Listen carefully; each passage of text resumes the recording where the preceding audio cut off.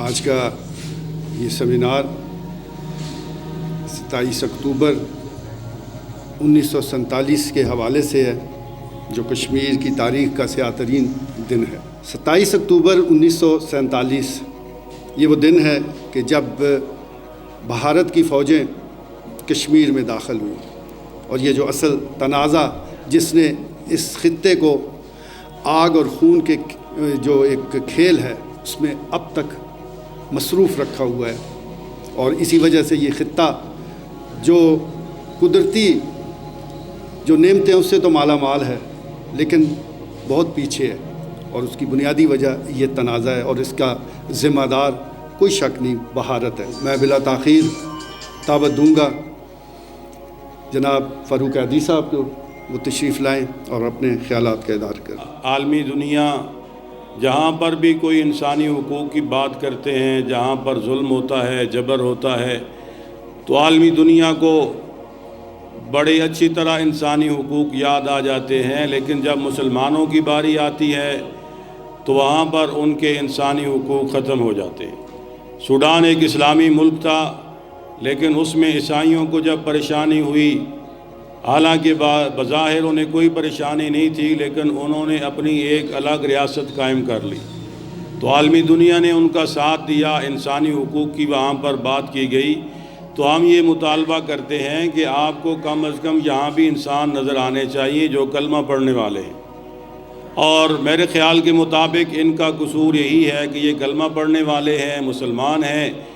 आप देख लें पूरी दुनिया में जहाँ जहाँ कलमा पढ़ने वाले हैं, अगर वो कमज़ोर हैं तो ये ताकतवर ज़ालिम लोग उन पर जुल्म व सितम करते हैं, उन पर तशद्दुद करते हैं। अब फ़लस्तीन का हाल देख लीजिए, वहाँ पर क्या कुछ जुल्म नहीं हो रहा।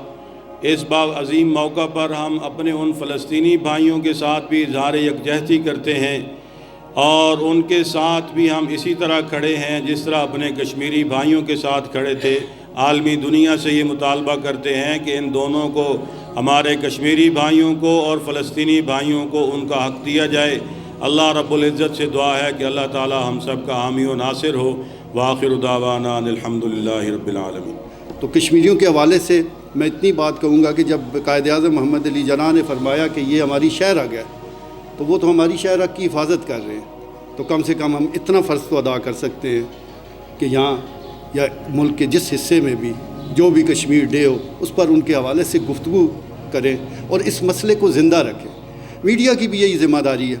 चकवाल प्रेस क्लब ने हमेशा अपना ये फ़र्ज़ निभाया है अल्हम्दुलिल्लाह।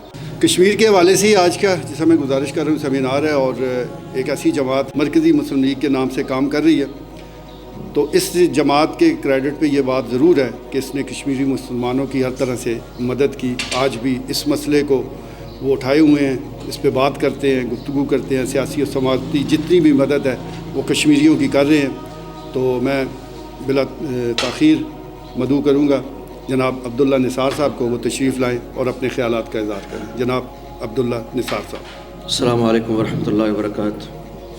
अल्हम्दुलिल्लाह वस्सलातु वस्सलामु अला रसूलिल्लाह मा बाद।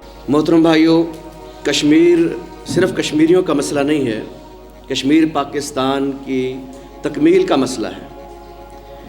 ये कश्मीर की जो तहरीक है, अगर वहाँ हम देख रहे हैं कि आज 75 साल से लाखों कश्मीरी अपनी शहादतें पेश कर चुके हैं, और बेशुमार लोग उनकी मदद और तावन में अपनी जानें अल्लाह के हुजूर पेश कर चुके हैं, और इनका सबसे मजबूत मुकदमा लड़ने वाला फ़रीक पाकिस्तान है, क्योंकि पाकिस्तान के नक्शे की तकमील कश्मीर के साथ है। पाकिस्तान के आप देखते हैं नहरों में दौड़ने वाला पानी कश्मीर से निकलता है। ये बिजली जिसका आज हम परेशान हैं जिस मामले में, ये पन बिजली का सबसे आसान और सबसे सस्ता अगर हमारे पास कोई ज़रिया मौजूद है तो वो कश्मीर के दरिया हैं। इसलिए ये कश्मीर इतना सादा और आम सा मामला नहीं है। हिंदुस्तान ने आज कश्मीर पर 1947 से लेकर आज तक जो कब्ज़ा जमाया हुआ है, हमारी नाअहली की वजह से, हमारी सुस्तियों और कोताहियों की वजह से। मैं ये इसलिए अर्ज़ कर रहा हूँ कि कश्मीर का सबसे बेहतरीन मुकदमा जिसने लड़ा था वो पाकिस्तान, और मज़बूत पाकिस्तान ही कश्मीर का मुकदमा लड़ सकता है। आज हम जिन हालात से गुज़र रहे हैं, आपने देखा है कश्मीरियों ने बेशुमार कुर्बानियाँ पेश की, और कश्मीर के अंदर पाकिस्तान के طرف سے جانے والے ہمارے کشمیری لوگ جو کہ ہندوستان کے ظلم و جبر سے وہاں سے بچ کر نکلے اور مہاجر بن کر آزاد کشمیر کے اندر بیٹھے. تو آزاد کشمیر اور مقبوضہ کشمیر دونوں ہی کشمیر ہیں اور یہ کشمیریوں کا علاقہ ہے. تو ادھر کے کشمیری اپنے ہی کشمیر کی آزادی کے لیے اس لائن آف کنٹرول کو جو باقاعدہ بارڈر نہیں ہے، لائن آف کنٹرول ہے، اور پوری دنیا کی بڑی بڑی قومیں اور بڑی بڑی برادریاں جو اس بات پر ضامن بنی کہ مسئلہ کشمیر کا حل کشمیریوں کی امنگوں کے مطابق کیا جائے. اور کشمیریوں کی امنگ کیا ہے کہ ان کو یہ حق دیا جائے کہ وہ خود یہ فیصلہ کریں کہ وہ پاکستان کے ساتھ الحاق چاہتے ہیں یا ہندوستان کے ساتھ ملنا چاہتے ہیں. لیکن آپ دیکھ لیجئے پوری دنیا کو امن کے سبق پڑھانے والے آج تک ان 75 سالوں میں کشمیری مظلوموں کو یہ حق خود ارادیت نہیں دے سکے، اور الٹا اس پر جبر اور استبداد ہے.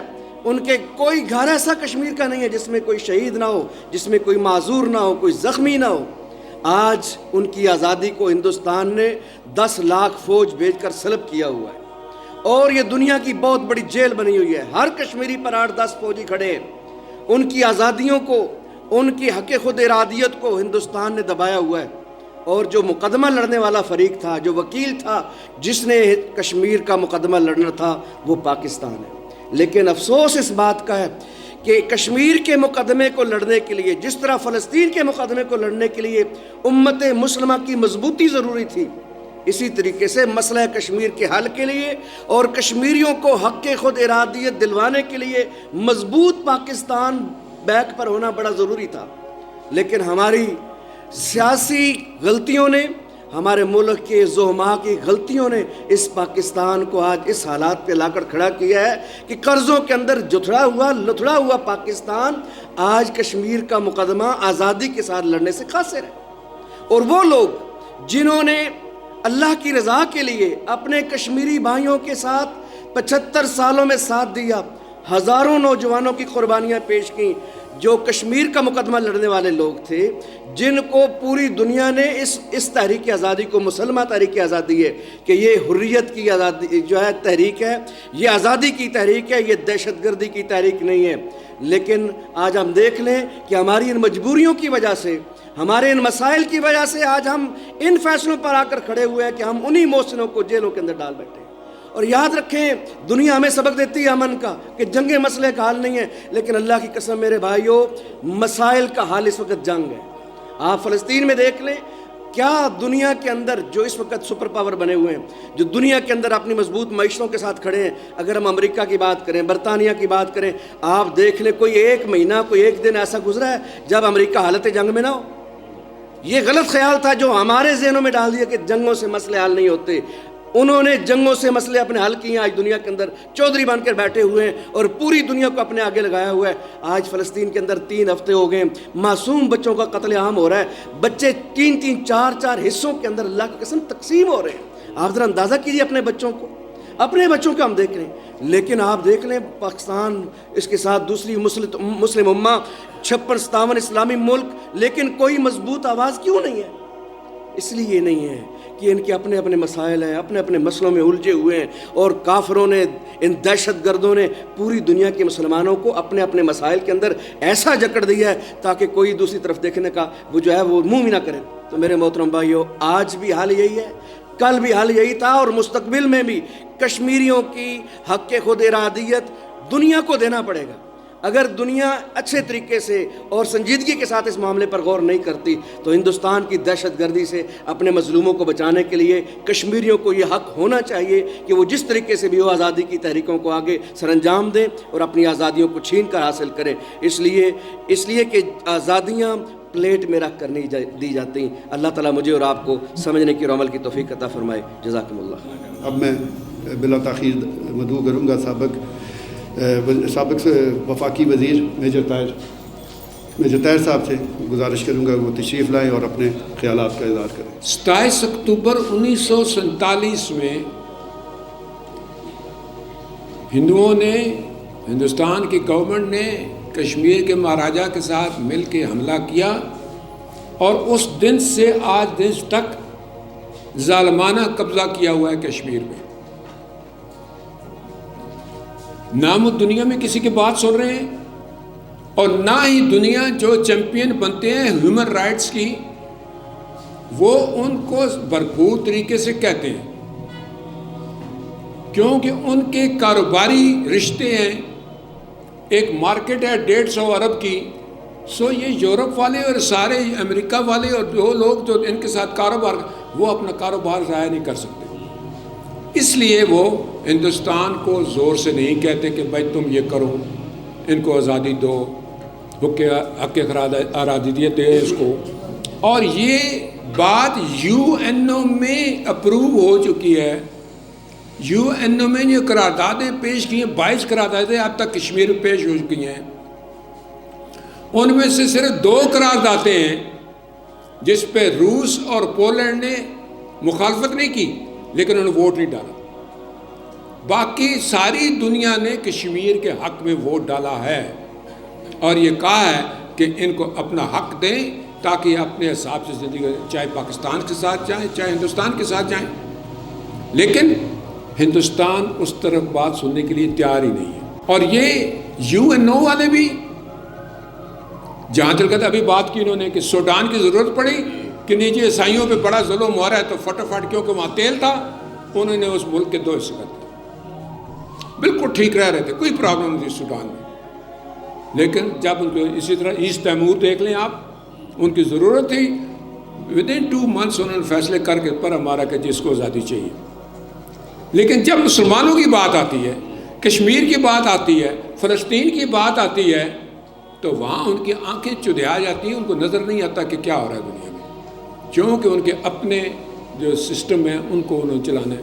امت مسلمہ کے لیے خصوصی دعائیں کریں، جو حالات اس وقت امت مسلمہ کے یا پاکستان کے ہیں اس کے لیے میرا رب ہی ہماری مدد کرے گا تو معاملات سے دوں گا۔ آخر میں دعا گو ہوں کہ اللہ پاک آپ کو حفظ و امان رکھے، وما علینا اللہ۔ کشمیر کی آزادی تک جنگ رہے گی، جنگ رہے گی، کشمیر کی آزادی تک جنگ رہے گی، جنگ رہے گی۔ کشمیری مسلمانوں کو ہم دے کے دعائیں، کشمیری مسلمانوں کو ہم دے کے دعائیں، امید آزادی کی ایک شمع جلائیں۔ کشمیری مسلمانوں کو ہم دے کے دعائیں، امید آزادی کی ایک شمع جلائیں۔ یا رب ہو کرم ایسا کہ ہم سارے مسلمان، یا رب ہو کرم ایسا کہ ہم سارے مسلمان آزادی کشمیر کا دن جلد منائیں۔ بہت شکریہ۔